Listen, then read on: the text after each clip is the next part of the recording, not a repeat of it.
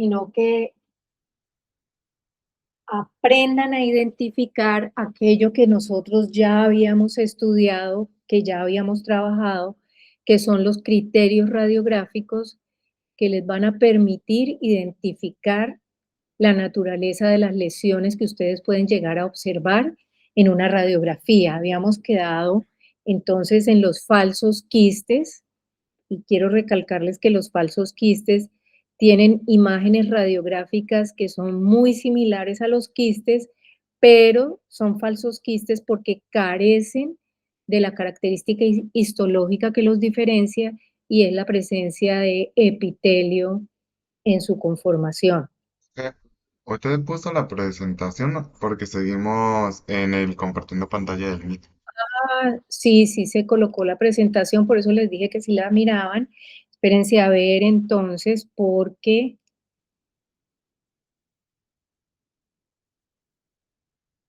permítanme un segundito. ¿Ahora sí? Sí, ahora sí. Ah, bueno, listo. Entonces, estábamos hablando de que los falsos quistes carecen de epitelio. Gracias por avisarme, Graciano, voy a estar pendiente.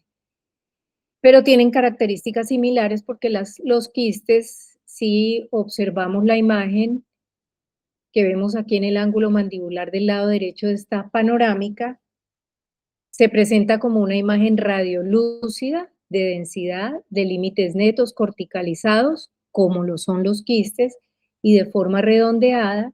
Sin embargo, habíamos tenido la oportunidad de presentar una imagen tomográfica en donde nosotros vemos la cortical vestibular.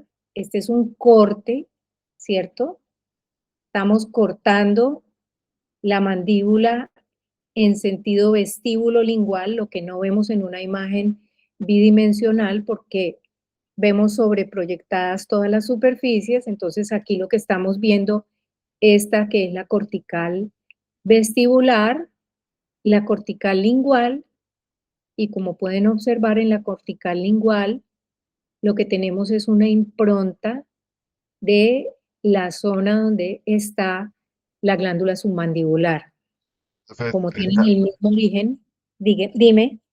dio a presentar porque es que yo sigo en la panorámica con el título de defecto óseo de Staffner. No sé los Y, demás. y la siguiente no la vieron. No, la tomografía no se está viendo. Aquí, O sea, lo que sería la diapositiva 5 con la tomografía no se está viendo. Seguimos en la primera. no sé si es el internet entonces. Aquí la observan o no. Dejo de compartir. No, no,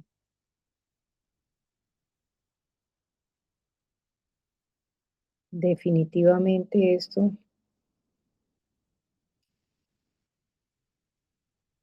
Ahí ya la ven. Sí, ya. Bueno, entonces no la voy a colocar en pantalla completa porque parece que no se identifica. Ahí sí vemos el corte tomográfico. Sí, profe.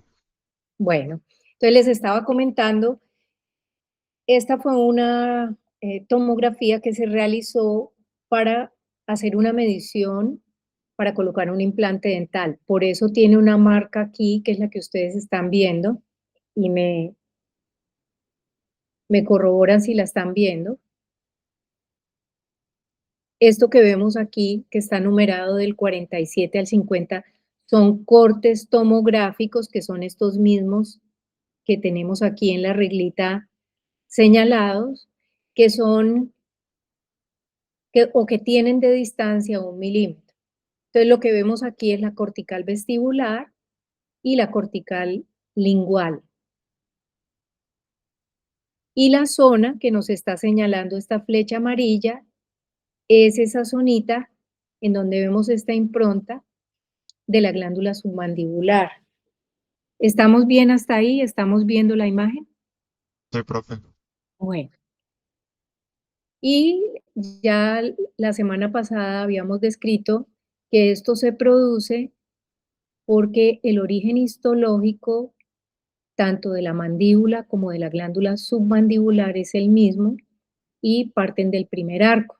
Entonces, su crecimiento y desarrollo se ve realizado de manera simultánea. Por eso pueden aparecer este tipo de defectos que radiográficamente se asemejan a quistes si nosotros los visualizamos o los vemos en una imagen 2D, parece un quiste, pero realmente no es un quiste, es simplemente la impronta de esa glándula submandibular.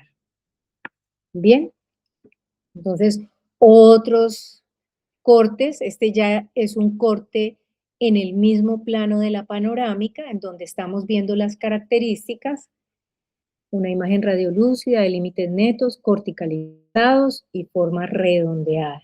Y aquí le habíamos mostrado, que fue la diapositiva final de la clase anterior, la impronta como el ombligo, el pequeño ombligo, en la cortical lingual de la rama mandibular a nivel del tercio inferior. Pero bueno, lo que nos convoca hoy es a indagar acerca de otras lesiones que, aunque no son muy comunes, y les explicábamos hace 8 días que este tipo de lesiones no son las que ustedes de manera generalizada van a ver en un consultorio odontológico, pero sí en una entidad tipo hospital, tipo EPS, y son los tumores odontogénicos, que tienen una naturaleza diferente a los quistes. Entonces, los tumores, ¿alguien me puede dar la definición de un tumor? ¿Alguien nos puede ayudar con esa definición? ¿Qué es una lesión tumoral? ¿Recuerdan qué es una lesión tumoral? No es lo mismo que le digan a una persona que tiene un tumor a que tiene un quiste, ¿verdad? Pues yo tengo entendido que un tumor es como una masa que está formada pues por células que se multiplican pues, pues como a un nivel muy rápido. Depende de si es maligno o es benigno. Perfecto, es una multiplicación de células que pueden ser atípicas, ¿cierto? Y ese aumento indiscriminado puede llevar a complicar la situación anatómica de la zona donde está localizado ese tumor. Entonces, igual que los quistes odontogénicos, en los maxilares puede haber tumores de origen odontogénico, es decir, derivados de células que participan en la formación de las estructuras dentarias. Y esos tumores odontogénicos son los que vamos a tratar y vamos a clasificar, valga la redundancia, con la última caracterización de la Organización Mundial de la Salud. Pero vamos a ver unas imágenes y como son crecimientos indiscriminados, ese crecimiento indiscriminado lo vamos a ver y reconocer desde el punto de vista clínico, pero también desde el punto de vista radiográfico. Estamos viendo esta imagen clínica de este paciente déntulo, por favor, ¿me indican? Sí, señora. Entonces, en esta imagen, nosotros tenemos un paciente de déntulo total del maxilar inferior y algo que caracteriza mucho las lesiones tumorales es la vascularización, porque como hay un aumento en la cantidad de células, para que haya un aumento en estas células debe haber irrigación y vascularización como lo tenemos aquí, presente en esta diapositiva. Por eso es tan importante cuando ustedes hacen el examen clínico del paciente, evaluar textura, color, hacer palpación, verificar y hacer el comparativo entre las estructuras anatómicas normales y lo que se sale de la normalidad. Entonces, aquí por supuesto se sale de lo normal si nosotros hacemos el comparativo entre la hemiarcada derecha en este paciente y la hemiarcada izquierda. Miren el grado de aumento de tamaño, un cambio en el volumen de lo que es el cuerpo mandibular, y ese cambio de volumen nos está diciendo que si nosotros miramos la superficie oclusal de los dientes, podremos ver un desplazamiento dental. Estamos frente a una lesión expansiva, una lesión altamente vascularizada, que desde el punto de vista clínico produce desplazamiento de las corticales, pero también desplazamiento dentario, y tendríamos que complementarlo con una imagen radiográfica para saber el grado de destrucción ósea, el grado de compromiso dental, si el compromiso es únicamente desplazamiento de las raíces o si hay otro tipo de alteración como reabsorciones radiculares. Entonces, fíjense que lo normal lo tenemos en la hemiarcada izquierda, en el cuadrante 3, donde si nosotros hacemos la palpación, podemos verificar que hay un surco yugal profundo, mientras que en el lado derecho nosotros tenemos esa lesión expansiva. Lo más complicado de los tumores odontogénicos, igual que los quistes, es que primero son de crecimiento lento y segundo son asintomáticos, es decir, no hacen ningún ruido inicialmente y por eso pasan desapercibidos. Pero tumores, ustedes saben, podemos desarrollar en cualquier estructura o en cualquier tejido de nuestra fisonomía. Aquí lo que tenemos es una lesión tumoral en un hueso largo. Esto ya es un espécimen, quiere decir una sección. Ustedes ven seccionado el hueso, aquí y aquí, porque generalmente, como no se tiene un límite certero del tumor, de las células que están con relación al tumor, generalmente los tumores tienen que ser resecados con un margen de seguridad, más si son lesiones que se presume son malignas. Entonces, por eso se hizo una resección con un margen de seguridad aquí. Fíjense cómo han cambiado las corticales, que ya las características de las corticales se han perdido. Aquí se ha adelgazado. Los límites son netos en unas zonas, pero en otras no. Y hay una lesión expansiva bastante amplia, bastante fuerte, que por supuesto cuando esto no era espécimen, sino que hacía parte de la estructura esquelética, producía una gran deformación del contorno de la zona donde estaba localizada. ¿Bien hasta ahí? Sí, profe, vamos bien.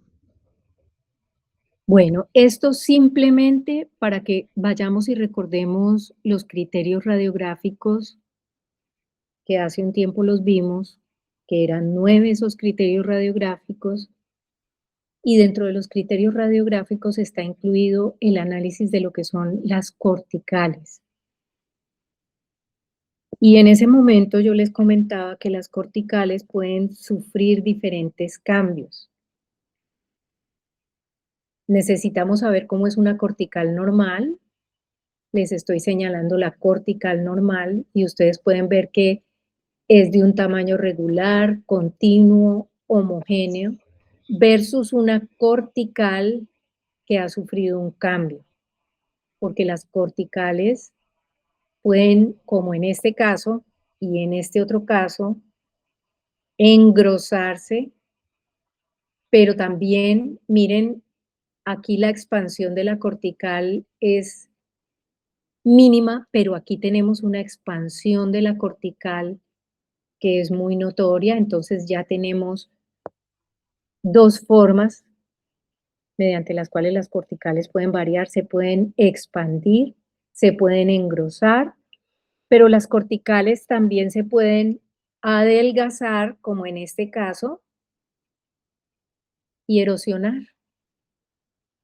Entonces siempre debemos estar muy pendientes cuando analizamos imágenes radiográficas de los maxilares, que por supuesto son las que vamos a tener al alcance nuestro, cómo y cuál es la presentación de esas corticales con relación a la imagen radiográfica que nos está representando una desviación de lo normal. Entonces, las corticales ¿Son normales o las corticales se engrosaron, se adelgazaron, se expandieron o se erosionaron?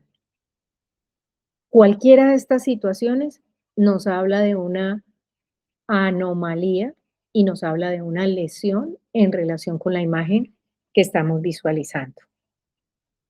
Entonces, esto nos resume lo que le puede pasar a la cortical, pero esto que estamos viendo nosotros aquí, que aparece a mi gusto un poco grotesco, esta es la imagen de la biopsia excisional que se hizo en esta zona donde estaba presente esta lesión. Entonces, esta fue la lesión tumoral que resecaron de esta zona.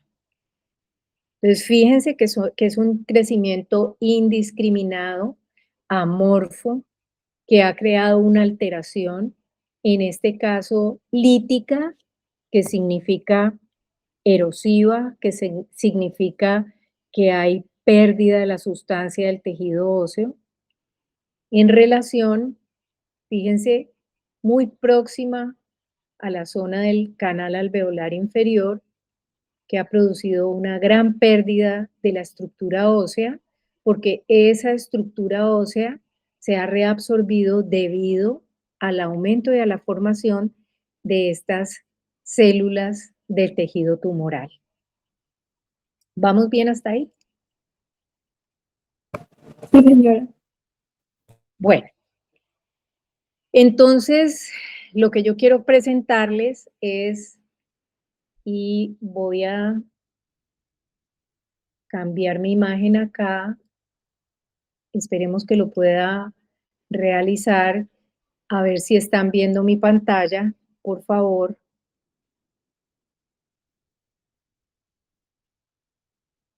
¿Estamos viendo aquí? ¿Qué quiere que veamos, profe? Porque seguimos en la diapositiva de epiteliales. No, estaba abriendo un archivo de Word.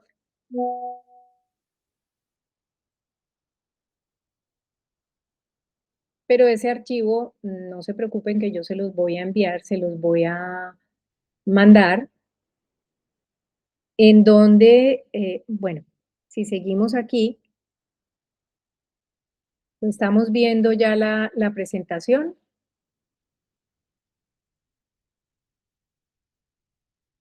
Estamos en la presentación, chicos. Sí. Es la clasificación de los tumores odontogénicos. Entonces, los tumores odontogénicos, para que lo tengamos muy presentes, vamos a clasificarlos en tumores odontogénicos de origen epitelial, de origen mixto o de origen conjuntivo o conectivo. Es decir, de acuerdo a las células que están originando el tumor, nosotros vamos a tener una clasificación de esos tumores que se presentan y son prevalentes en los maxilares. Entonces, yo les hago una pregunta. ¿Cuál es el quiste odontogénico más común en los maxilares?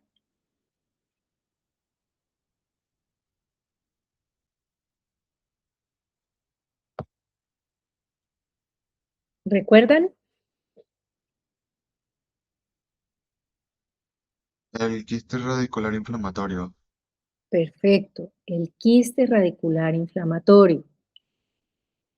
Y dentro de los tumores odontogénicos también tenemos un tumor que es el prevalente, que es el que con mayor frecuencia vamos a encontrar y que lamentablemente afecta a la población primariamente infantil. Entonces, este tumor odontogénico, para que lo tengamos en cuenta y ahora que lo vamos a ver más adelante, no lo olvidemos, se llama el odontoma. Y vamos a ver la clasificación de los odontomas.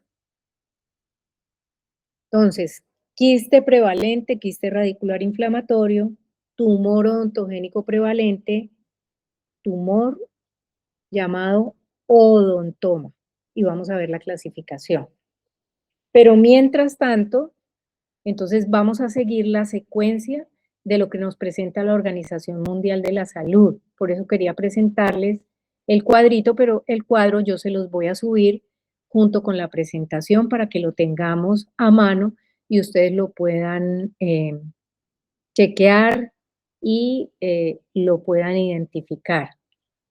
Entonces, dentro de los tumores odontogénicos vamos a ver una serie de tumores de origen epitelial. Dentro de esos tumores epiteliales tenemos 4 que son los que vamos a estudiar. El primero es el ameloblastoma convencional. De origen epitelial el esmalte, por eso se llama ameloblastoma. Es un tumor que deriva de las células del esmalte dental.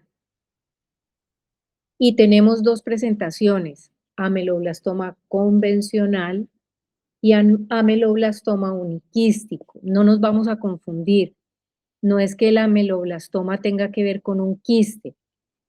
Simplemente el ameloblastoma uniquístico se denomina así porque el convencional es multicelular, es decir, la presentación radiográfica es con muchas cavidades, mientras que el ameloblastoma uniquístico es o representa una imagen muy parecida a un quiste.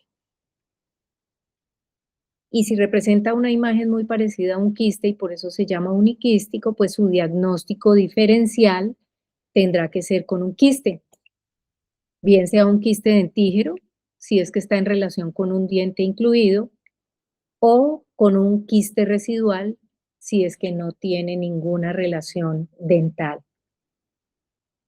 Entonces, fíjense que dentro de los epiteliales tenemos la variedad de ameloblastomas. Ameloblastoma convencional, que es multilocular, ameloblastoma uniquístico, que es unilocular, y ameloblastoma adenoide. Y además tenemos otro que se llama el TOA. El TOA significa tumor odontogénico adenomatoide. Miren que aquí comparten como algo. Adenomatoide es como glandular. Entonces vamos a verificar cada uno de ellos. Hoy, entonces vamos a hablar del ameloblastoma convencional, del ameloblastoma uniquístico, del TOA, que es el tumor odontogénico adenomatoide, y del tumor de Pinborg, tumor odontogénico epitelial calcificante queratinizante, y lo dejé adrede en otra diapositiva, porque este tumor de Pinborg generalmente se relaciona con calcificaciones y dientes incluidos. ¿Vamos bien hasta ahí?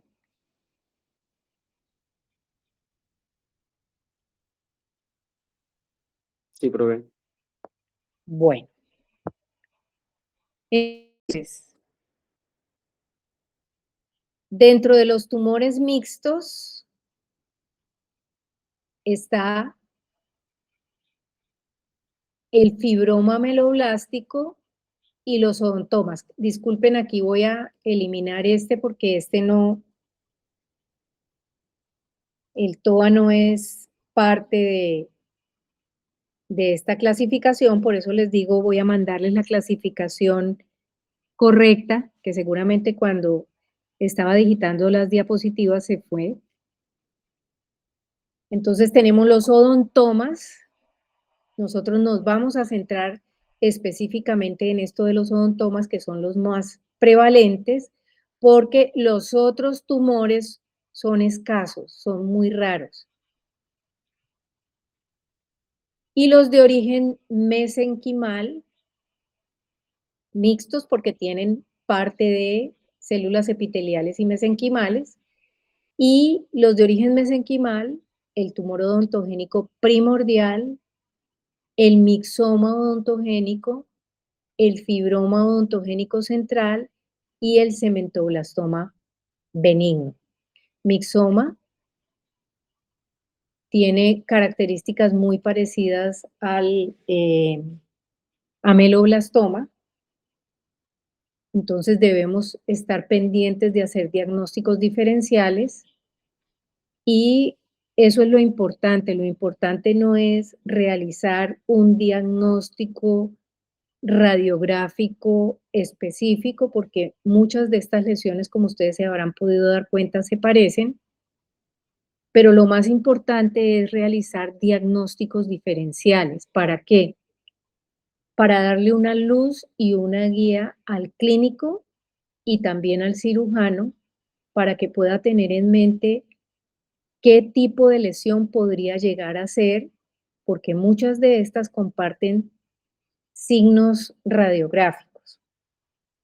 Entonces, si hablamos de cementoblastoma benigno, ¿de dónde podrán derivar las células de este tumor? De las células del cemento radicular. De las células muy bien del cemento radicular. Y como yo les he dicho a lo largo de todo este año, que uno tiene que trabajar con lógica, yo quisiera que me dijeran cómo se imaginan un cementoblastoma, teniendo en cuenta que tumor significa aumento indiscriminado de células y aquí estamos hablando de que es un cementoblastoma. ¿Cómo se lo imaginan? ¿Cómo se imaginan un cementoblastoma en un maxilar?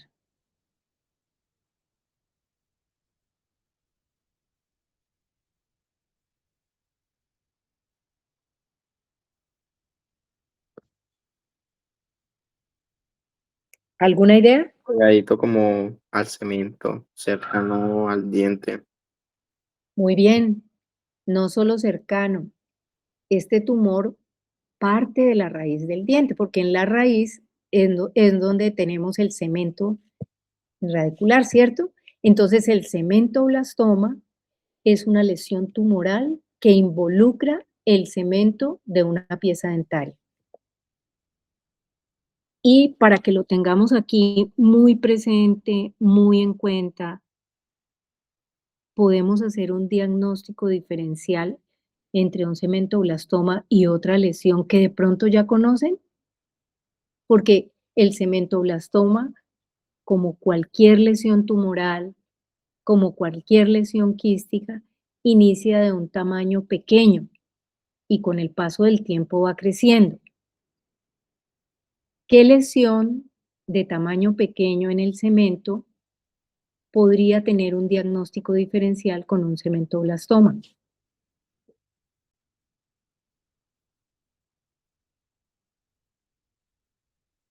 ¿Qué se imaginan ustedes? ¿Sí entendieron la pregunta? ¿Puede explicar otra vez la pregunta, profe? Sí.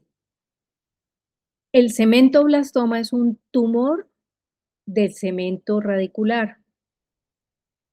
Ese tumor es de evolución lenta, pero va a producir una deformación grande en la raíz del diente que lo padece.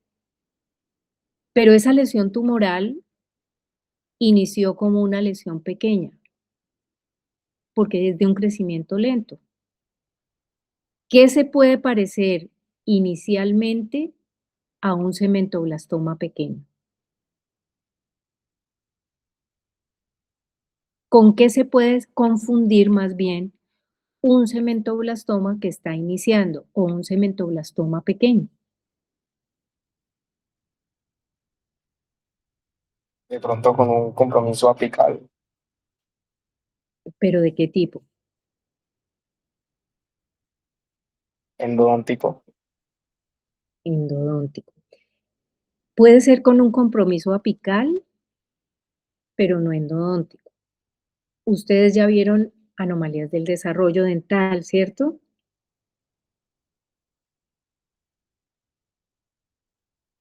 El semestre pasado con la profesora María Cristina, yo recuerdo que ustedes hicieron un módulo de anomalías del desarrollo. ¿Estoy en lo cierto? Sí.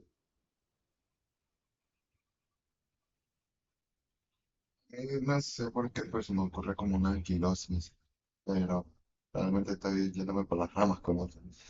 Sí, sí, sí, se están yendo por las ramas, pero yo sé que lo saben. El problema es que no lo conectan. ¿Se Po- acuerdan que hay una podría ser, lesión? Sí, podría ser, profe, con una hipercementosis. perfecto. Ahí lo conectaste supremamente bien. Una hipercementosis es un aumento del cemento radicular. Muy bien. Por eso es que cuando uno ve una hipercementosis en una radiografía, la tiene que dejar consignada en la historia clínica y tiene que hacer un seguimiento de esa hipercementosis, porque hay una delgada y muy fina línea entre una hipercementosis y un cementoblastoma, que son de naturaleza diferente y cuyo tratamiento es completamente distinto. Si ustedes identificaron un aumento de volumen del cemento radicular y en el control y seguimiento detectan y se dan cuenta de que ese aumento de volumen sigue persistiendo, eso va a tener que realizar un procedimiento o un control. Si no sigue creciendo y se detiene, el diagnóstico ya está en hipercementosis. Pero si el crecimiento sigue siendo indiscriminado y con el paso del tiempo aumenta de volumen, estamos frente a una lesión tumoral y un cementoblastoma implica la extracción dental. ¿Una hipercementosis implica la extracción dental?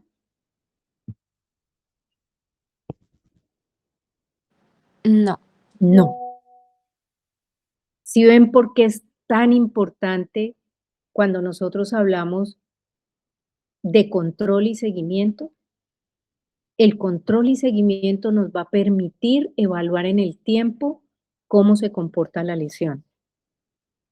Si la lesión se estabiliza, si la lesión no compromete estructuras anatómicas vecinas, entonces nosotros podemos estar tranquilos de que es una lesión que denominamos autolimitante, es decir, crece hasta determinado momento y se estabiliza. Pero si haciendo el control y seguimiento detectamos que la lesión no es autolimitante, sino que sigue un curso expansivo, erosivo, de compromiso con las estructuras vecinas, entonces ahí es donde hacemos el diagnóstico diferencial y definimos la naturaleza de la lesión. ¿Estamos bien hasta ahí?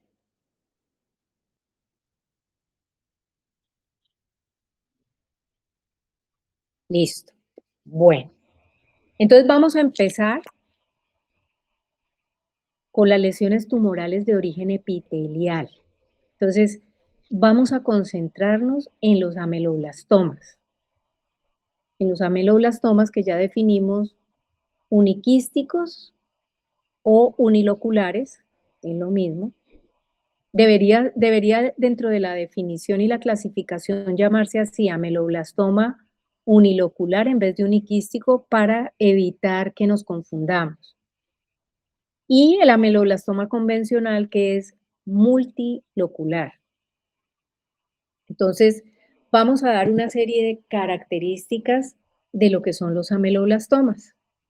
Entonces, aquí estamos hablando, todo lo que nos convoca hoy son lesiones tumorales odontogénicas benignas. Nosotros no estamos hablando de ninguna lesión de tipo maligno. Entonces, el ameloblastoma es una neoplasia benigna localmente invasiva. ¿Qué significa localmente invasiva? Que en la zona donde está localizada es agresiva, que crea destrucción específicamente de la estructura ósea, de las corticales. ¿Qué características clínicas tiene este ameloblastoma? Este ameloblastoma se presenta generalmente en adultos entre los 30 y los 50 años. Fíjense que es en la cuarta y quinta década de vida, entre la tercera y quinta década de vida. El ameloblastoma es muy típico y generalmente se presenta más que todo en el maxilar inferior, en el sector o en la zona de molares y en la rama mandibular. Entonces, él puede llegar a crecer tanto que se extiende desde el cuerpo mandibular y puede llegar a involucrar incluso hasta la zona de la articulación temporomandibular. Es una lesión asintomática, no hay dolor y el crecimiento es lento y expansivo. Por eso es tan peligrosa, digámoslo así, porque si nosotros no tenemos un llamado de atención, si nosotros no hacemos controles odontológicos periódicos y controles radiográficos periódicos, la lesión podría pasar desapercibida. ¿Hasta cuándo pasa desapercibida? Hasta cuando el paciente o las personas que están alrededor del paciente comienzan a ver que hay una deformación del contorno. Entonces ahí ya el paciente consulta porque hay algo que no está dentro de los parámetros normales. Ahora, ¿por qué podría consultar por dolor? Porque hubiera un trauma agregado. Por ejemplo, un paciente que tenga un ameloblastoma, ese paciente es futbolista o desarrolla algún tipo de actividad deportiva y en el desarrollo de esa actividad deportiva o recibe un balonazo o le dan un codazo, entonces ya la lesión que está ahí pierde su estabilidad, se agudiza y ahí podría generarse dolor y alteración. Y fíjense lo importante, cuando ya la lesión está muy avanzada, cuando ya ha involucrado mucho tejido óseo, especialmente en la zona de molares, puede causar parestesia. Ahí ya hay una alarma de sintomatología. Pero eso ya es en los casos donde la lesión ha evolucionado bastante. Entonces, hablábamos de ameloblastoma uniquístico, como es este el caso. Esta es una imagen de libro, o unilocular, y ameloblastoma convencional o multilocular. Yo siempre hago énfasis en que las lesiones no inician así grandes. Fíjese que esto que se hizo con este paciente fue un control, porque iniciaron viendo la imagen de este tamaño y al realizar el control y seguimiento, miren cómo empezó a evolucionar. ¿A qué se parece? Pues lo único que nos va a dar verdaderamente la naturaleza de la lesión será un análisis histopatológico, porque ahí realizaremos la evaluación histológica de las células que conforman ese tejido. Pero si nosotros vemos la imagen radiográfica, esa imagen tiene mucho parecido a un quiste y como no hay una estructura dental en la zona, pudiéramos pensar que podría corresponder a un quiste residual. Por eso, el ameloblastoma uniquístico o unilocular, el diagnóstico diferencial debe ser establecido con un quiste residual. ¿Vamos bien hasta ahí?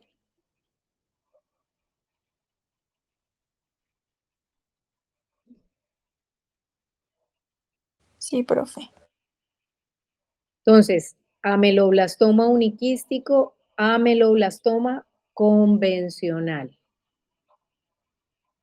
Fíjense que ya no estamos hablando de una imagen radiolúcida unilocular, sino que miren la cantidad de lóculos o cavidades que tiene esta lesión. Entonces, tiene una serie de características que nosotros debemos evaluar. Entonces, ¿cuáles son esas características? Entonces, vamos a definir que las características, miren, parecido estas características a estas características.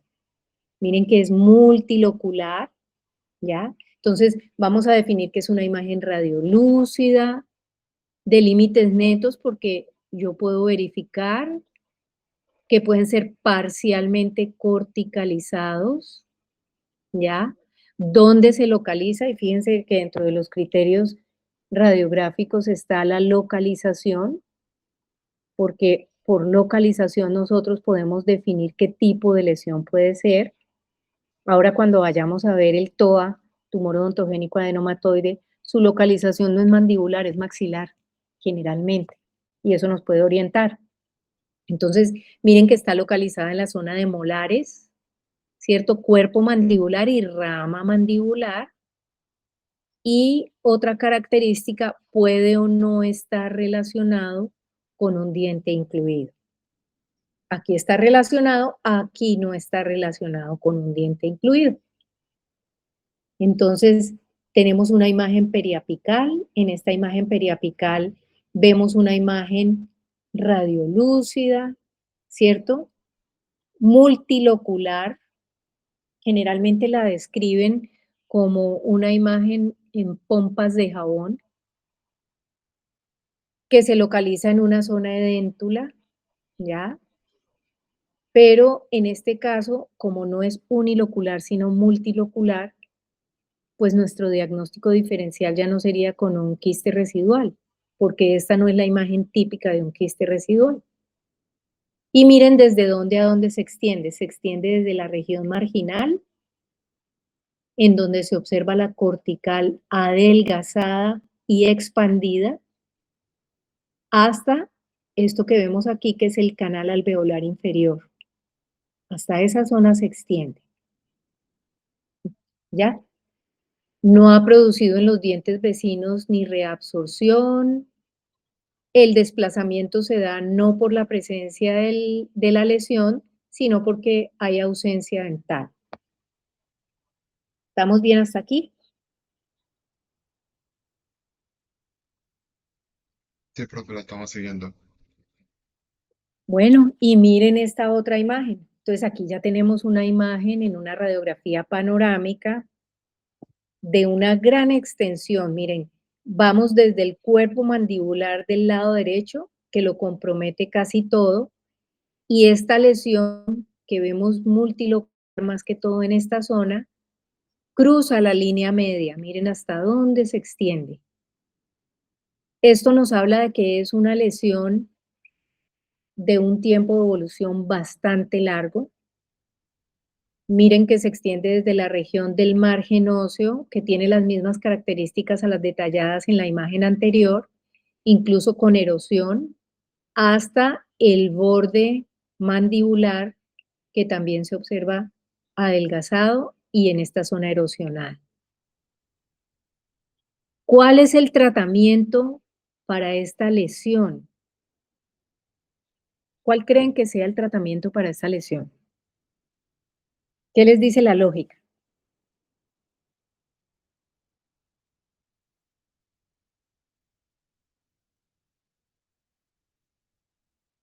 Sesión quirúrgica.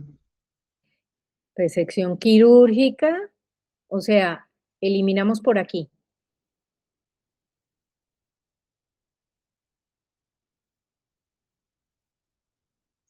Específicamente al límite de la lesión no se puede eliminar porque siempre hay margen de seguridad, pero yo sí digo que habría que extraerlo quirúrgicamente.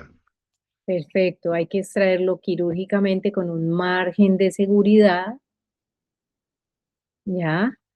Por lo tanto, el paciente va a tener o va a quedar con una secuela grandísima porque es eliminarle casi que todo el cuerpo mandibular del lado derecho y la zona paramediana izquierda, casi que hasta la región del agujero mentoniano, en donde el paciente para rehabilitarse va a tener que hacerse una prótesis mandibular con material de injerto para poder eh, rehabilitar la zona.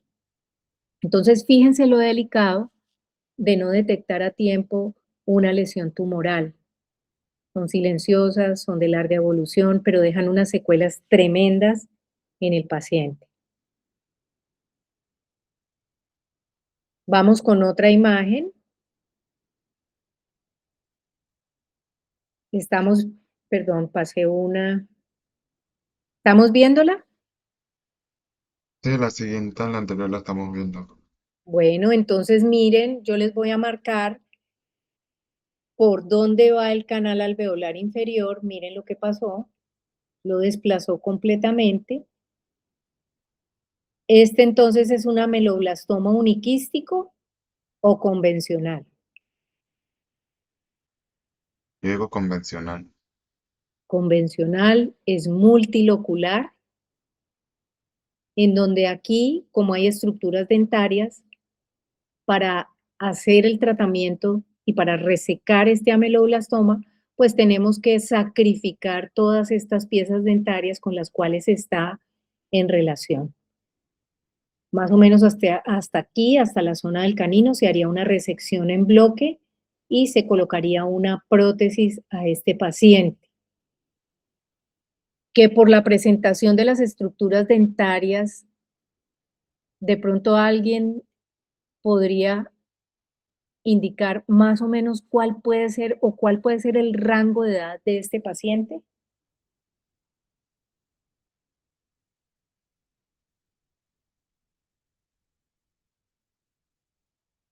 No pasa de los 25. Imagínense, no pasa de los 25 años. Y si de pronto a este paciente le hubieran hecho una radiografía panorámica para saber por qué no se le formó este primer molar inferior del lado derecho, no hubiera evolucionado tanto y quedar con una secuela tan grande. Es un paciente que no pasa de los 25 años porque miren, el tercer molar está evolucionando, todavía no ha llegado al plano oclusal, y una lesión de estas con este tamaño y ese compromiso podría tener alrededor de 8 o 10 años de evolución. Entonces, fíjense el papel tan importante que jugamos nosotros en la detección temprana de lesiones no solo intrabucales. Es muy importante realizar la detección temprana de caries, de enfermedad periodontal, pero si nosotros vemos algún tipo de alteración en el hueso, nosotros debemos estar en disposición, si no de conocer exactamente la naturaleza de la lesión, sí por lo menos crear una alarma para verificar y hacer la remisión correspondiente. ¿Qué significa la remisión correspondiente? Si yo estoy frente a una imagen que me representa una posible patología, pues voy a derivarla, bien sea al patólogo oral o al cirujano maxilofacial. Entonces, fíjense que dentro de los criterios radiográficos la imagen cumple. Es una imagen radiolúcida de forma irregular, de límites netos parcialmente corticalizados. ¿Por qué digo parcialmente? Porque hay unas zonas que sí y otras que no, que produce, miren, aquí ya hay erosión de la cortical, del borde basilar, y miren lo que ha pasado con las estructuras dentarias. Algunas están desplazadas, pero ya hay signos de reabsorción en la raíz, por ejemplo, de este 48. Entonces, hay desplazamiento, hay reabsorción radicular, adelgazamiento de las corticales, erosión de las corticales. Aquí no podemos ver si hay expansión, porque para saber si hay expansión tendríamos que tener o una imagen oclusal que nos permitiera ver tanto la cortical lingual como la vestibular o una tomografía. Pero igual, miren la secuela tan grande para una persona que tendría un poco más que la edad de ustedes. Entonces, imagínense una persona joven con una secuela de este tipo. Por supuesto que hay prótesis mandibulares, pero tendría que entrar en un proceso de rehabilitación bastante grande, porque sería la prótesis para remodelar la estructura ósea y fuera de eso devolver la función oclusal, de fonación, estética, etcétera, etcétera, para este paciente. Bien. Entonces, yo quiero que comparemos esta imagen que estamos viendo acá con esta imagen anterior. ¿Por qué? Porque fíjense que ustedes están viendo aquí en esta imagen igual una zona radiolúcida de límites netos, muy definidos, corticalizados, pero esta imagen tiene las características similares a la imagen anterior. No, la lesión de primas no se expandió tanto como la anterior. El, el borde de basal de la mandíbula, pues la cortical esté un tanto ensanchada, pero no se ve erosionada. Eso, pero es multilocular, No, es unilocular. ¿Y saben cuál es la diferencia o por qué es importante saber si es unilocular o multilocular? Porque eso habla también de la agresividad de la lesión tumoral. Son más agresivos los ameloblastomas que son multiloculares porque tienen un crecimiento y una expansión que es irregular a los que son uniloculares. Entonces, esa sería pues como la gran diferencia. Entonces, vean este otro, eso nos habla del grado de agresividad del tumor. Y miren este otro.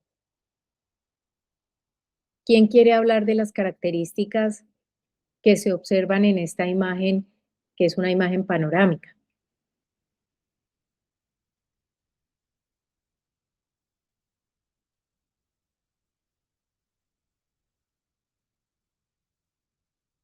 Aparte de lo que ya vimos, ¿qué les llama la atención?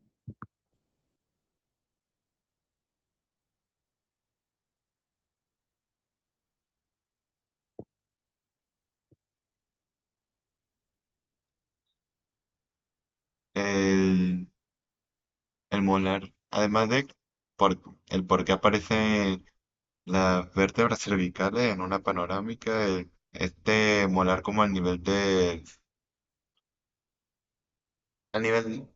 no sé si el proceso coronoide, pero Sí, está muy bien.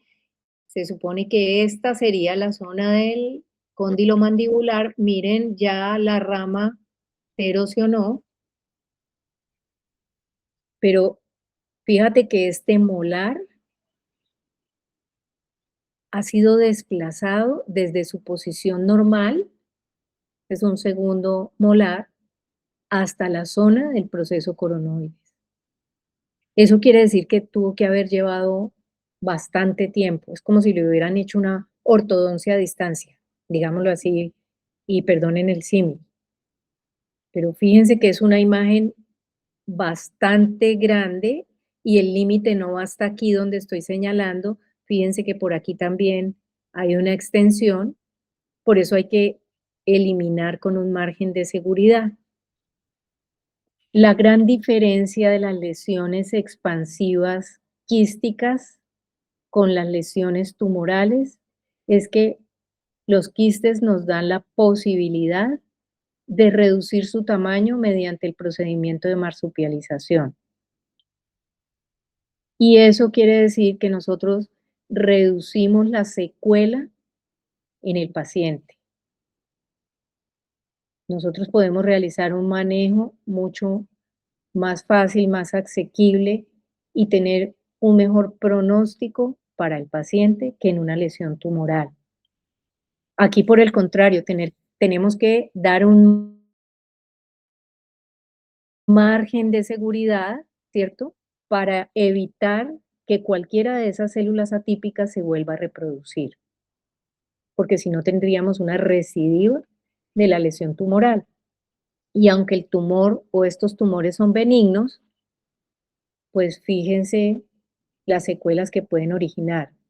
No es que vayan a generar metástasis, aunque quiero decirles que en algunas ocasiones se ha publicado la presencia de metástasis o aparición de estas lesiones a larga distancia. Entonces, muy bien, fíjense la imagen oclusal lo que nos genera, porque tenemos una imagen oclusal inferior en donde estamos viendo La lesión multilocular, miren, acá hay por lo menos 3 o 4 lóculos diferentes. Miren cómo viene la cortical lingual con la regularidad, continuidad y el grosor normal, y en esta zona, es decir, llegando a la región de los premolares, miren el adelgazamiento y la expansión de esa cortical. En la medida en que siga creciendo, esto va a erosionarse. Lo mismo aquí, la cortical vestibular. Entonces, tenemos signos radiográficos, imagen radiolúcida, de límites netos, corticalizados, que produce expansión de las corticales, desplazamiento dental. No podemos hablar de reabsorción porque es una imagen oclusal, tendríamos que tener una imagen periapical o una panorámica. Pero fíjense que esto nos está hablando de una lesión que si yo la viera en primera instancia, lo primero que descartaría sería que fuera un quiste. No tiene las características de un quiste. Bien. Miren que hemos visto bastantes lesiones y todas coinciden con la descripción clínica del ameloblastoma. La localización, porque tiene predisposición por la zona de cuerpo y rama mandibular. El compromiso de las corticales, que es localmente agresivo o invasivo, que puede producir reabsorción radicular tal como estamos viendo en esta imagen. Fijémonos, aquí tenemos un segundo molar, ¿ya? Aquí está la zona del primer molar, un segundo molar, y tenemos una reabsorción radicular que involucra el tercio apical y el tercio medio de este 47, y miren hasta dónde se extiende. Esta es la escotadura sigmoidea, cóndilo mandibular, y compromete el proceso coronoideo. Entonces, ¿qué hacemos aquí? Casi que una hemimandibulectomía. Vamos a seccionar esta zona y a rehabilitar con una prótesis toda la zona que incluya la región de la articulación temporomandibular. ¿Estamos? ¿Me siguen? Y lo seguimos. Y este, como pueden ustedes ver, es el espécimen, un espécimen. ¿Sí vieron? Cortaron por aquí y seccionaron absolutamente toda la zona con rama mandibular incluida, porque esta imagen es mucho más irregular, tiene mucho más lóculos y pues quisieron descartar un compromiso mayor hacia la zona superior de la rama mandibular, articulación temporomandibular y proceso coronoideo. Entonces, se hizo el corte fino y recto aquí, y este entonces es el espécimen. Entonces, ¿qué patologías parecidas podemos incluir en el diagnóstico diferencial de lo que es el ameloblastoma? Entonces, todo depende.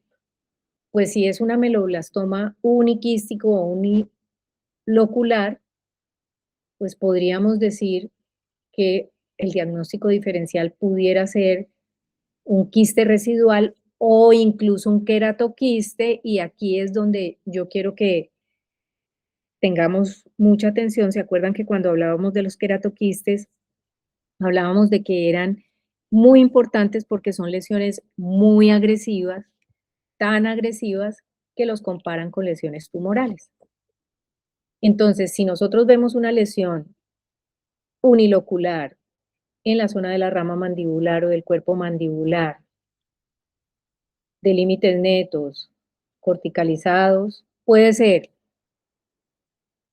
un queratoquiste, puede ser un quiste residual si no hay estructura dental aledaña, o puede ser un ameloblastoma uniquístico.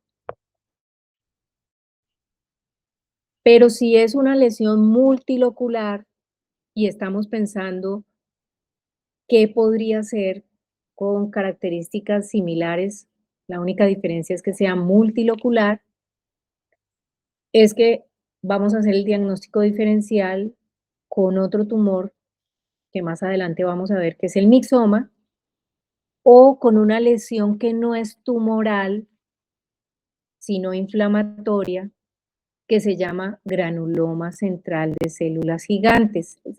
Fíjense que todo es lógico en la vida, yo les digo.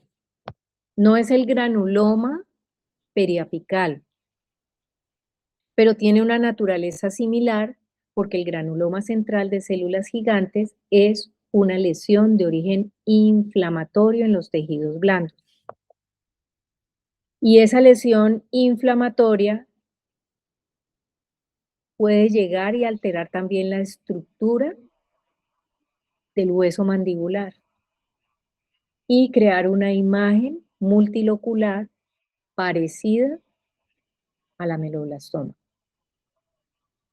Solo que sabemos que como su origen es inflamatorio, pues el tratamiento también va a ser diferente. ¿Ya? ¿Vamos bien hasta ahí? Lo estamos siguiendo. Bueno, yo les presento muchas imágenes porque es muy difícil que ustedes encuentren imágenes de esta naturaleza, bien sea en la red, a veces con la inteligencia artificial podemos llegar a localizar imágenes, pero no son tan variadas. ¿Listo?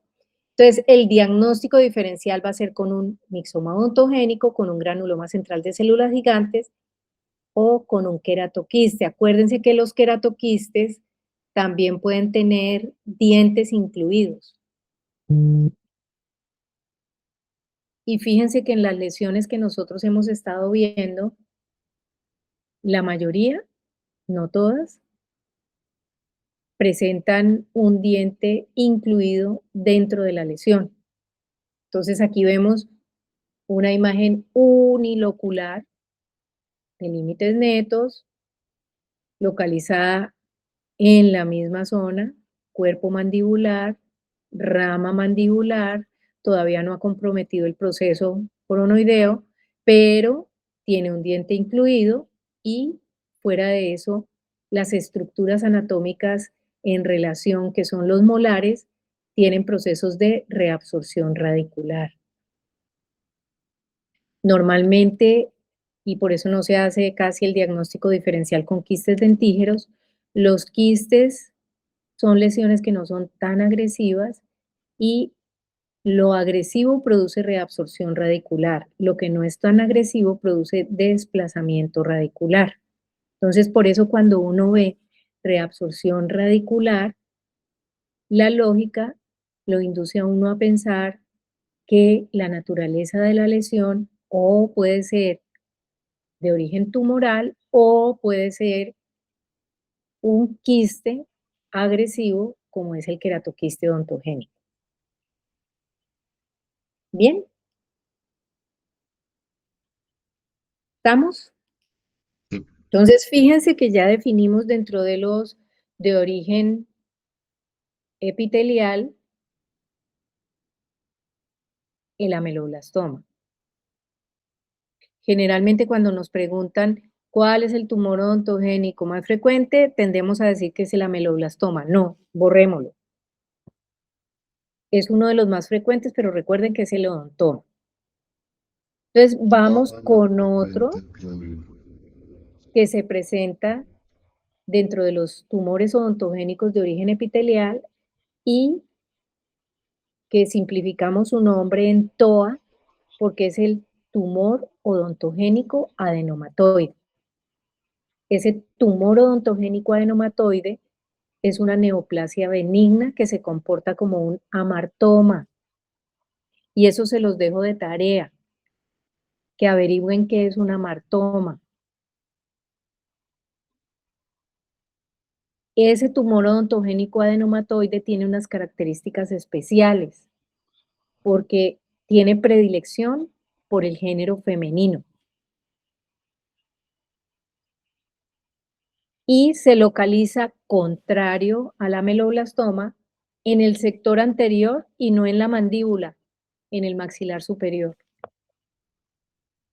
Es asintomático, igual que la mayoría de las lesiones tumorales, y está asociado generalmente a la retención de un diente o está asociado a un diente y ese diente la mayoría de las veces es o un lateral o un canino. Y tiene una característica específica. Y si estamos hablando de criterios radiográficos, es que en su interior hay zonas radiopacas. Entonces es una imagen de densidad mixta, de límites netos en relación a un canino o a un lateral. Y la característica específica es que la lesión involucra tanto la corona como la raíz. ¿Por qué es importante especificar esto? Porque hay otras lesiones quísticas que se relacionan con dientes, que son los quistes dentígeros, pero los quistes dentígeros normalmente y naturalmente relacionan es la corona del diente, no tanto la raíz. Entonces, el tumor odontogénico adenomatoide, fíjense que tiene unas características muy específicas dentro de los criterios radiográficos. Densidad mixta. ¿Por qué mixta? Porque es una imagen radiolúcida que en su interior tiene o se presenta con calcificaciones o copos radiopacos. Se localiza en la zona anterior del maxilar superior y esa lesión tumoral rodea tanto la raíz como la corona del diente. Entonces aquí no son muy comunes. Entonces miren, fíjense, esta es una imagen de libro en donde estamos alrededor de la zona de un canino, este es un premolar, y tenemos una imagen radiolúcida de límites netos, corticalizados, pero en su interior parecen como copitos de algodón, ¿no? Hay copos radiopacos en su interior. Entonces, la anamnesis es muy importante. ¿Por qué la anamnesis es muy importante? Para saber más o menos el tiempo de evolución, porque también es una lesión asintomática.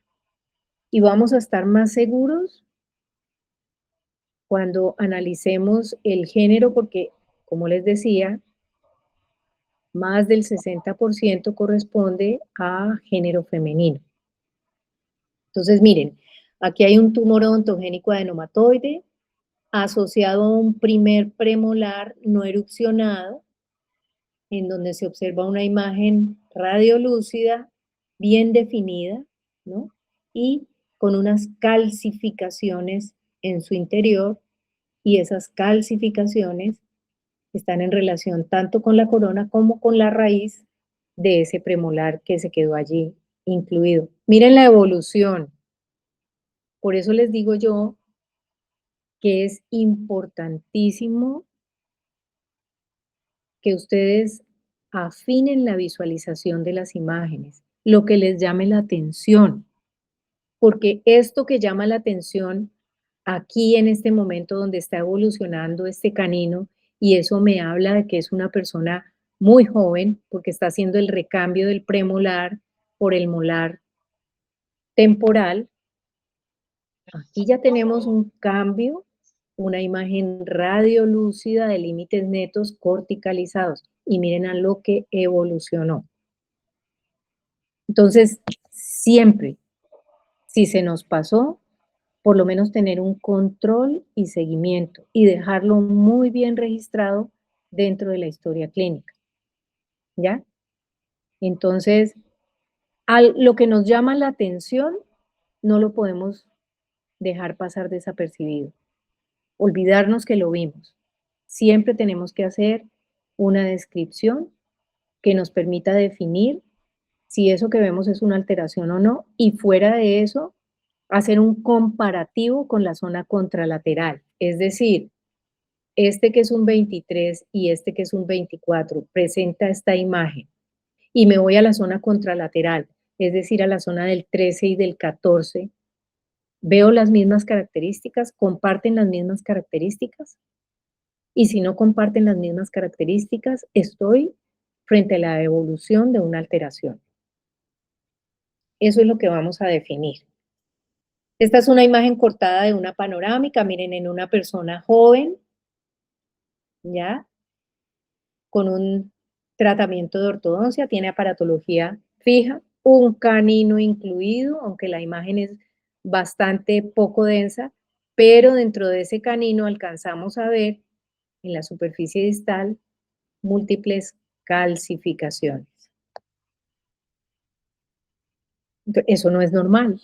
Tenemos que definirlo y reportar. Zona de canino, que está incluido, zona de lateral y una imagen radiolúcida de la cual no tenemos identificación de la naturaleza, porque recuerdan que hay unas lesiones que son falsos quistes que se presentan en la misma zona de la que estoy presentando aquí. ¿Qué falso quiste recuerdan ustedes que tiene la localización similar a lo que pudiera ser un tumor odontogénico adenomatoide?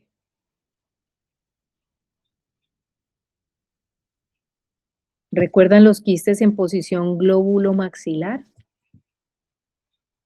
Entonces, por eso nosotros tenemos que tener identificadas las zonas en donde se pueden presentar lesiones, que bien sean quísticas o que puedan ser tumorales. Y hacer un control y seguimiento.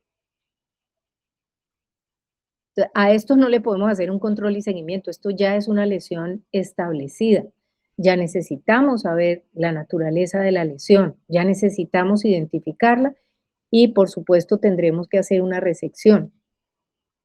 Pero si la lesión es pequeña, nosotros podemos hacer un comparativo si no se le hizo ningún tipo de intervención al paciente. Por eso es tan importante guardar los registros radiográficos, porque con los registros radiográficos nosotros podemos hacer comparaciones en el tiempo. Entonces, mírenlo acá.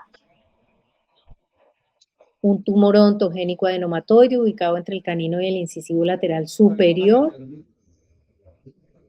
No hay cantidad, dice acá, de calcificación suficiente como para producir opacidad, porque recuerden que para que se genere una imagen radiopaca, por lo menos el 30% del volumen tiene que ser incorporado. Lo mismo que la caries, para que se genere una imagen radiolúcida y haya contraste, por lo menos debe comprometer el 30% del volumen. Lo otro es que si uno quisiera ser crítico con la imagen, esta imagen está muy contrastada. Si a esa imagen, en el momento de tomar la radiografía, le hubieran disminuido el kilovoltaje, de pronto podrían verse las calcificaciones. Esto haciendo como alusión a una de las preguntas que teníamos en el opcional, ¿recuerdan? Bueno, otra imagen, miren, aquí tenemos varias cositas, tenemos bastantes cositas en esta misma imagen panorámica. Porque es que el tumor odontogénico adenomatoide no inicia desde el principio con calcificaciones. Las calcificaciones son la etapa, digamos, final de la presentación del tumor. Entonces, una imagen radiolúcida aquí entre el central y el lateral que produce desplazamiento de la raíz del lateral. Fíjense de dónde a dónde se extiende, desde la zona del margen óseo hasta la cortical del piso de la fosa nasal, y que con las características que nosotros hemos evaluado y haciendo la valoración del paciente, podríamos definir si esto se trata de un tumor odontogénico adenomatoide. Aquí miren, tenemos una lesión apical bastante definida, que con los criterios radiográficos de tamaño podría ser un granuloma, y el origen, porque no vemos que haya caries, podría ser traumático. Y aquí lo que tenemos es un supernumerario, miren. 24, 25 y otro diente adicional. Entonces, fíjense que nosotros no podemos analizar una imagen enfocándonos directamente en lo que más nos llama la atención, porque si nos enfocamos en eso solamente, perdemos el foco y dejamos de lado otra serie de evidencias o de características que son fundamentales para que nosotros hagamos un diagnóstico completo en nuestros pacientes. Bien, aquí, esta sí muy llamativa. Fíjense que es también en la zona de un canino y lateral, en donde el canino quedó retenido debido a la presencia de lesión. Miren que la lesión sí presenta características como las que hemos definido.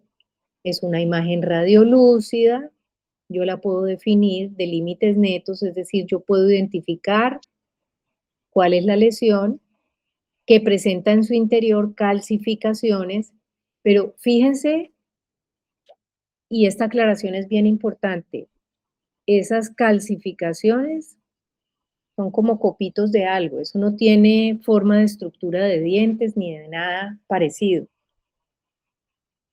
Entonces, ya con las características que tenemos, con la localización y probablemente identificando el género del paciente, podemos hacer un diagnóstico presuntivo de un tumor odontogénico adenomatoide. Bien. Ahora, ¿recuerdan que yo les decía que ese tumor odontogénico adenomatoide desde el principio no presenta calcificaciones? Quiere decir que al inicio es una imagen radiolúcida. Y dependiendo de la etapa en que se presente el tumor, va a ser el diagnóstico diferencial. Entonces, si el tumor es inicial y está en una etapa radiolúcida, nuestro diagnóstico diferencial será con un quiste dentígero, probablemente. Pero si es una etapa final como esta y ya presenta calcificaciones, pues el diagnóstico diferencial va a ser probablemente con un odontoma complejo. Y ya cuando iniciemos el estudio de los odontomas, vamos a aterrizar por qué con un odontoma complejo. Ahora, en esa etapa inicial de quiste dentígero, ¿por qué hacemos el diagnóstico diferencial? Porque es una imagen radiolúcida alrededor de la corona del diente, pero la diferencia está en que la lesión del TOA puede comprometer no solo la corona, sino la raíz del diente con el cual está relacionada. ¿Bien? ¿Cómo vamos? ¿Mucha información?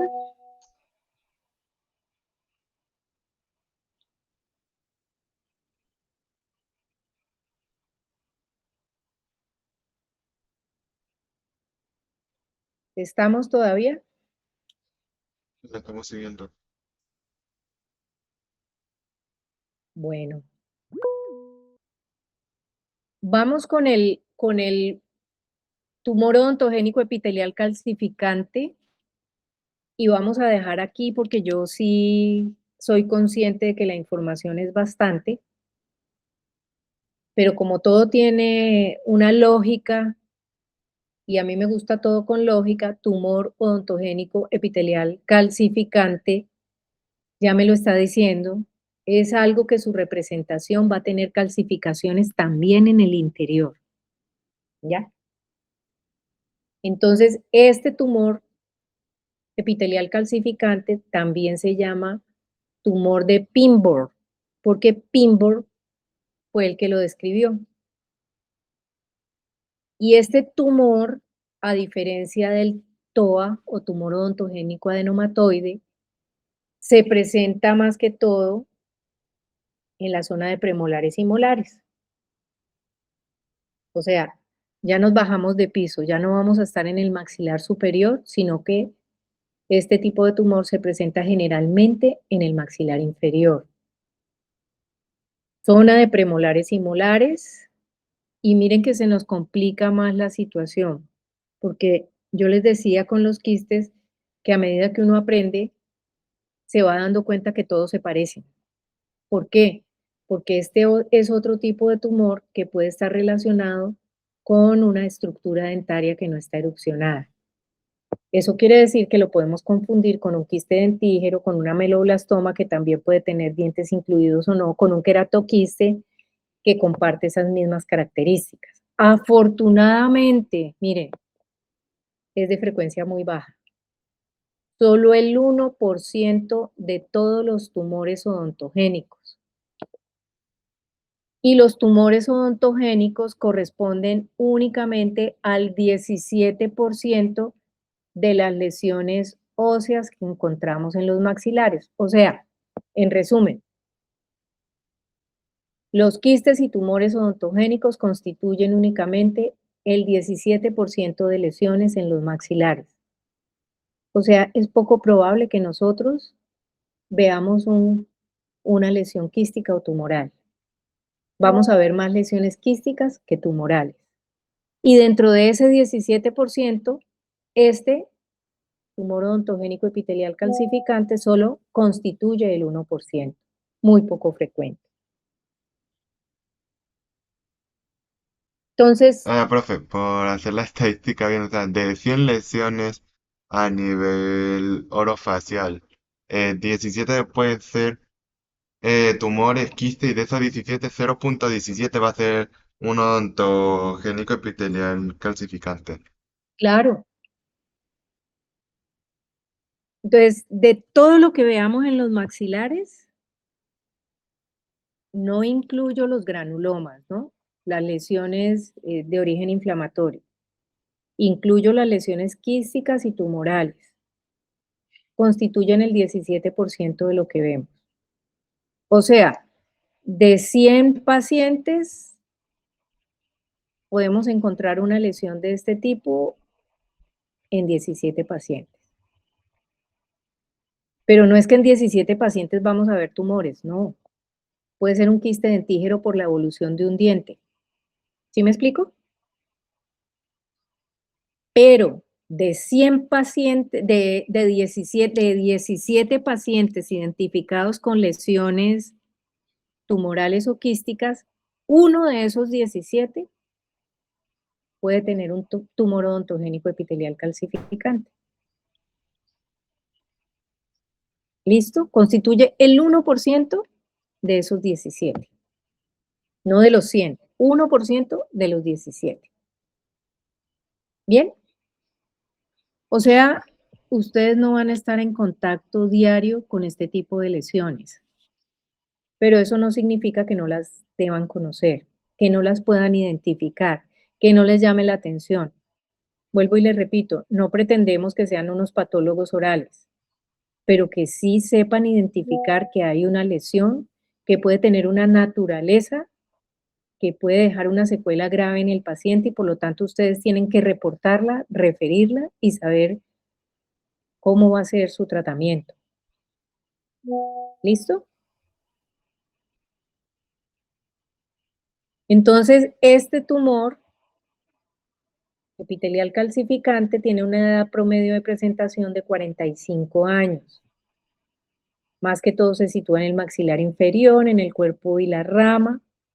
Y vean que se repiten las mismas características: expansión lenta e indolora, relación con pieza dentaria no erupcionada,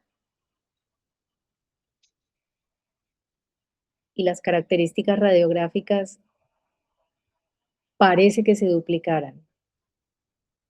Imagen mixta, porque es que fíjense que es epitelial calcificante, por lo tanto la imagen tiene que ser mixta, radiolúcida y radiopaca. Tiene focos radiopacos incluidos en la imagen radiolúcida. Y como todas estas lesiones que hemos definido, generalmente los focos radiopacos se dan cuando la lesión ya es madura, es decir, cuando ya ha tenido un tiempo de evolución. No es que inicien esos focos radiopacos, es que generalmente se dan en la etapa de maduración de la neoplasia. Y complicado, vea, se asocia generalmente a un diente incluido, ¿ya? Entonces, miren, este es un paciente muy joven. Estamos viendo una imagen panorámica en donde si nosotros hacemos la valoración de lo que es el proceso de evolución dentaria, pues tenemos una alteración notoria en el cuarto cuadrante, ¿verdad? Y esa alteración implica, miren la evolución del 33, 34 y 35, y miren aquí 33, 34 y el desplazamiento del 35. Aquí hay algo que no está funcionando bien. Aquí hay algo que está llamando la atención, porque primero no va a haber un recambio dentario, segundo, miren una erupción, en este caso hay una evolución extraósea en un diente que ni siquiera tiene evolución radicular y probablemente eso es una erupción precoz y ese diente se va a perder. Y aquí una lesión de un gran tamaño que va desde la zona pues del lateral hasta la región del primer molar. Esto lo que me indica es que a este paciente sería la primera vez que se le hizo un estudio radiográfico, porque miren el crecimiento que abarca casi la totalidad del cuerpo mandibular. O sea, el mensaje es, los niños también son pacientes que padecen de quistes y de tumores. A los niños hay que hacerles valoración radiográfica, porque las lesiones de origen odontogénico tienen que ver con las estructuras que forman los dientes, y los dientes se forman incluso desde la vida intrauterina. Entonces, si dejamos evolucionar en un niño una lesión de estas características que puede pasar desapercibida, en ese niño vamos a crear unas secuelas gigantes porque está en proceso de crecimiento y desarrollo. Y estas lesiones evolucionan mucho más rápidamente en niños precisamente por eso. Entonces, si cuando ustedes comiencen a atender pacientes infantiles, el papá o la mamá les dice que es que por qué le mandan una radiografía, que para qué radiografía, que la radiografía es mala, que la radiografía produce cáncer, ustedes ya saben que eso es absolutamente negativo. La radiografía es un registro que nos va a permitir tener un balance donde el beneficio es mayor que el riesgo, porque en una radiografía vamos a saber si el paciente viene con alteraciones del desarrollo dental, si el paciente viene con alteraciones de erupción o no, si el paciente va a tener el recambio adecuado. Entonces, con una imagen radiográfica, nosotros partimos analizando lo que clínicamente no podemos evaluar. Y muchas veces dejamos de evaluar radiográficamente y cuando vamos a hacer el registro, ya tenemos una secuela como la de estas características y este tamaño en este paciente. ¿Estamos? Voy a pasar rápido, aunque me gusta ver esta imagen, aunque no es muy clara de pronto para ustedes, es una lateral oblicua, es decir, el paciente está con la cabecita girada, pero miren que es un paciente infantil también, tiene unas estructuras dentarias y miren ya la gran pérdida de tejido óseo, el desplazamiento de los dientes, todo esto se va a perder. Entonces, la alteración del desarrollo va a ser mayor porque si esto fuera en un paciente adulto y se hace la resección en bloque, simplemente el paciente se puede rehabilitar, pero si es un paciente de 8 años, se hace la resección en bloque, el paciente no se puede rehabilitar porque todavía está en proceso de crecimiento y desarrollo. Va a generar una serie de asimetrías. Entonces, por eso es importante cuando partimos el tratamiento con un paciente infantil, tener por lo menos un registro radiográfico. Y el mejor registro radiográfico que nos da una amplia visualización de los dientes y los maxilares y que nos da una dosis limitada de radiación se llama la radiografía panorámica. Entonces, nosotros con el análisis clínico evaluamos si el paciente es susceptible a la caries o no, y viendo esa susceptibilidad, si con el examen clínico nosotros enviamos una imagen panorámica y el paciente es susceptible a la caries porque presenta muchas caries oclusales, entonces el paciente que presente caries oclusales pues tiene una mayor proporcionalidad de desarrollar caries interproximales. ¿Por qué? Porque las caries oclusales o las superficies oclusales son las más fáciles de limpiar. Entonces generaríamos en el paciente una imagen panorámica y adicionaríamos lo que necesitamos. ¿Y qué necesitamos? Pues no va a ser una imagen oclusal, tendría que ser una imagen con unas radiografías coronales o de aleta de mordida para complementar la valoración de las superficies interproximales. Ustedes que ya han hecho el... Perdonen que aquí la mascota ya está cansada de la clase. Ustedes que han hecho superficies, la práctica y han tomado radiografías coronales, han podido verificar que esas radiografías coronales nos dan información precisa de las superficies interproximales. Entonces, en niños tendríamos que complementar con radiografías coronales o de aleta de mordida o Baldwin, como se conoce. ¿Listo? Entonces, ¿con qué sería el diagnóstico diferencial? El diagnóstico diferencial en etapa inicial, es decir, cuando no haya calcificaciones, tendría que ser con un quiste dentígero.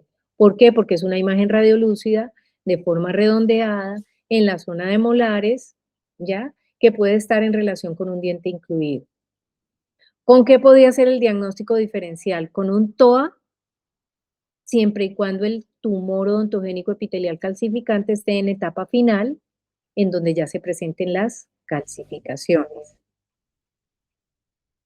Y con un quiste odontogénico calcificante, que también existen los quistes calcificantes, o con un fibroma odontogénico, ese no lo hemos visto, lo vamos a dejar para la próxima clase.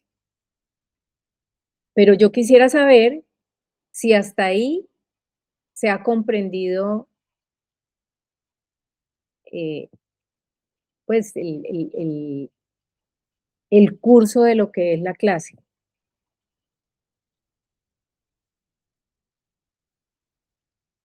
Profe, muy bien entendiendo los tumores. ¿Perdón? Ustedes han ido entendiendo. Es Bueno, pero bastante denso. Hay que, muy prac- denso. hay que practicar, irlos identificando. Exacto, es bastante denso. No es para aprendérselos de memoria, por eso les digo, yo no pretendo, nosotros no pretendemos que ustedes se aprendan de memoria esto. Es imposible,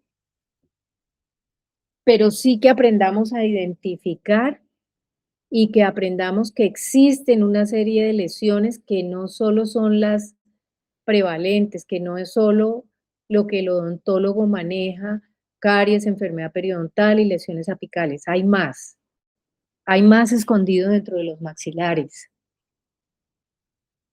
Y eso es lo que necesitamos que ustedes desarrollen y por eso hablamos de criterios radiográficos, para que ustedes sean el puente. Probablemente ustedes no los van a tratar, pero ustedes van a ser el puente de referencia. Es como un paciente que va al médico porque tiene una lesión gastrointestinal, pues el médico debe saber identificar si es una lesión gastrointestinal y si va a remitir al paciente al gastroenterólogo o se equivoca y lo remite al neumólogo. Es exactamente lo mismo.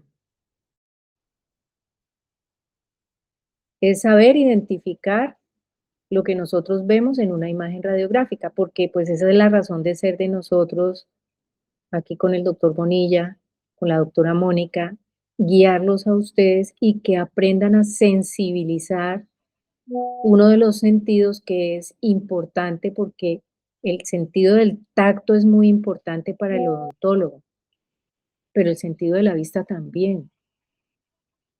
Incluso aunque ustedes no lo crean, el del olfato.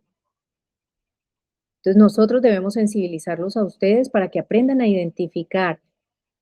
Primero tienen que saber qué es normal, pero que identifiquen qué es lo anormal, porque eso es lo que debemos verdaderamente tratar. Entonces, si les parece, vamos a dejar aquí. Quisiera que ahora sí comentáramos un poquito acerca del calendario. Mañana nos vamos a ver, ojalá haya alguien aquí del grupo número 4. No sé si hay alguien del grupo número 4 o del grupo 4, ¿alguien está? Listo. Entonces, Laura, mañana nos vemos a las 3 de la tarde en la unidad de radiología para hacer la práctica, terminarla, cerrarla. Ya tenemos cerrada la práctica con los otros grupos. Entonces, hola.